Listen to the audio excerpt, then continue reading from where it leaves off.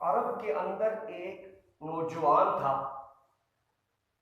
उसने एक बंदे से 500 दिनार कर्जा लिया अपनी जरूरत की वजह से।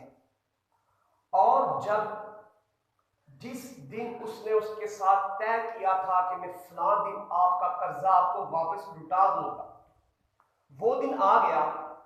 लेकिन उस मकरूज के पास, बेचारे के पास इतने पैसे तो थे नहीं कि कर्जा वापस देता। तो जिस बंदे का कर्जा देना था, बड़ी ध्यान से मेरी बात सुनिए आपने, जिस बंदे का कर्जा देना था कर्जदार का, वो उसके घर में आया, उसको कहता है कि कर्जा दे। उसने कहा मेरे पास पैसे तो है ही नहीं, कहां से दूं भाई, इंतजार करो, वेट करो, मैं दे दूंगा आपको। उसने कहा कल कल का टाइम देता हूं आपको, अगर कल तक आपने कर्जा ना दिया तो मैं आपको जेल में कैद करवा दूंगा। पैसे उसके पास तो थे नहीं, वो कहां से देता।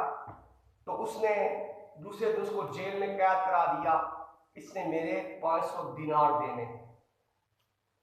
और जेल में जो वहां पे जेलर जो होते हैं, थानेदार होते हैं वहां पे, जो उन्होंने उसको कैद कर दिया, सुप्रीडेंट जो होता है कैद कर दिया। और केस चला गया अदालत के अंदर। तो अदालत में काजी साहब ने फैसला किया, जज साहब ने, कि जब तक तुम ये 500 दिनार इसके नहीं दोगे उस वक्त तक तुम जेल से रिहा नहीं हो सकते। वो जो नौजवान था, मुसलमान था, पक्का ईमान था उसका।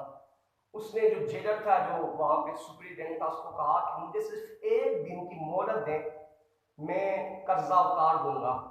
सुप्रीडेंट ने कहा जेलर ने कि तुम्हारे पास इतने दिन थे, इतना वक्त था, तुम नहीं दे सके, तो आज तुम क्या दे सकोगे, कहां से दोगे। फिर उसने कहा कि मुझे छोड़ो। उसने नहीं छोड़ा। उसने कहा कि मैं तुम्हें मोहम्मद रसूलुल्लाह सल्लल्लाहु अलैहि वसल्लम का वास्ता दे के कहता हूँ, आका की कसम दे के कहता हूँ, तुझे नबी का नाम के वास्ता दे के कहता हूँ, मुझे छोड़ो, मैं वापस जरूर आऊंगा। वो जो जेलर था, वो सुप्रीडेंट था, जो वो भी ईमानदार था, मुसलमान था। जब उसके सामने अल्लाह के नबी का नाम आया, उसका दिल मूम हो गया। उसने कहा चलो ठीक है, तुम रिहा हो जाओ और तुम्हारे पास एक दिन का वक्त है, जाके अपने पैसों का इंतजाम करके आओ। वो घर चला गया। घर बीवी ने कहा कि तुम कैसे रिहा हुए। उसने कहा कि मैंने सुप्रीडेंट को, जेलर को, मैंने उसे अल्लाह के नबी का वास्ता देके अपनी रिहाई की है, सिर्फ एक दिन के लिए। मैं वापस गिरफ्तार हो जाऊंगा अगर मैंने रकम पूरी अदा ना की तो। बीवी ने कहा कि बड़ी मुश्किल परेशानी है, क्या करें। बीवी भी ईमानदार थी, मुसलमान थी। अल्लाह पाक हमारी भी आज बीवियों को ऐसे बनाए, ईमानदार पक्का मोमिन बनाए, अल्लाह पर यकीन रखे। आज हमारे ईमान बहुत कमजोर हो चुके हैं, आज हम इसलिए परेशानी का शिकार है। उसने कहा कैसे करते हैं, जिस नबी के नाम की वजह से तुझे रिहाई मिली है, इस तरह करते हैं दोनों मियां बीवी मिलके उस प्यारे आका सल्लल्लाहु अलैहि वसल्लम पे दुरूद पाक कसरत के साथ पढ़ते हैं। दोनों ने पूरी रात हुजूर सल्लल्लाहु अलैहि वसल्लम के साथ कसरत के साथ मेरे आका पे दुरूद पढ़े, अल्लाह सल्ली अला वसल्लम, जितनी भी दुरूद शरीफ थी पढ़ते पढ़ते दोनों को रात को नींद आ गई।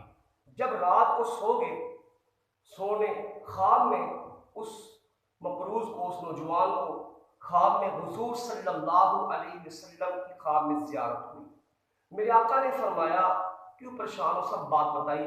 मेरे आका ने फरमाया सुबह उठना, उठ के जाना वक्त के बादशाह के पास, इस मुल्क के बादशाह के पास जाना और जाके उसे कहना कि रात को हुजूर सल्लल्लाहु अलैहि वसल्लम मुझे ख्वाब में आए थे, आका ने फरमाया कि मैंने 500 दिनार कर्ज देना है, तुम इसको दे दो, मैं जाके अपने कर्जदार को जाके दे दूं। तो उसको नौजवान ने कहा रसूलुल्लाह मेरी बात तो यकीन कैसे करेगा कि आप मुझे ख्वाब में रात को ऐसी ज़ियारत हुई है। तो मेरा आका ने फरमाया उसे कहना कि तू रोजाना रात को सोने से पहले 2000 मरतबा मुझ पे दुरूद शरीफ पढ़ के फिर सोता है, लेकिन आज रात को तूने 2000 बार दुरूद शरीफ पढ़ लिया था, लेकिन मुझे शक था कि क्या मैंने पढ़ा या नहीं पढ़ा, पूरा पढ़ा या नहीं पढ़ा, कम पढ़ा ज्यादा पढ़ा। लेकिन उसे बताना कि वो तूने पूरा पढ़ लिया था, वो तेरी बात को मान लेगा। सुबह जब वो नौजवान बादशाह के दरबार में गया, बादशाह से सब बात कही, तो बादशाह की आंखों में आंसू आ गए।